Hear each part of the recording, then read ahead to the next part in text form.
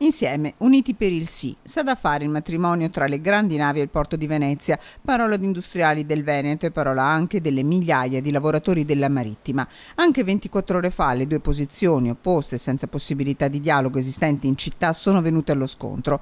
Contro le grandi navi, comitati ambientalisti, pro grandi navi, i lavoratori del porto. Ma che Venezia sia ormai considerato dagli operatori porto a rischio lo dimostra l'ultima decisione di Costa Crociere. Non possiamo permetterci di perdere le grandi navi, perché le grandi navi non sono solo il turismo, i turisti arriveranno ugualmente, arriveranno in pullman con altri mezzi, ma sarà un turismo quasi di consumo. Quello che noi abbiamo bisogno è mantenere tutti i servizi, mantenere il personale che c'è nel porto e che dà il servizio per le grandi navi che attraccano. Mentre tutti protestano, il Friuli Venezia Giulia, la Presidente che fa il suo lavoro, ci porta via la Costa Crociere e 200.000 turisti.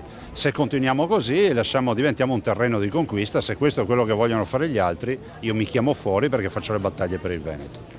Preoccupati dalla situazione i lavoratori del porto che il premier Renzi in visita in Laguna hanno consegnato un dossier e un appello. Nella marittima lavorano 5.000 persone e man mano che le navi vanno via sempre si andrà a ridurre questo numero e che non si può andare a correre questo rischio oggigiorno. A mettere la parola fine sulla questione doveva essere il comitatone che adesso con il Comune di Venezia commissariato dopo le dimissioni del sindaco Orsoni rischia di non essere neppure convocato dal governo, un'indecisione che produce danni più gravi ogni giorno che passa. L'aspettare è peggio di prendere anche qualsiasi tipo di decisione.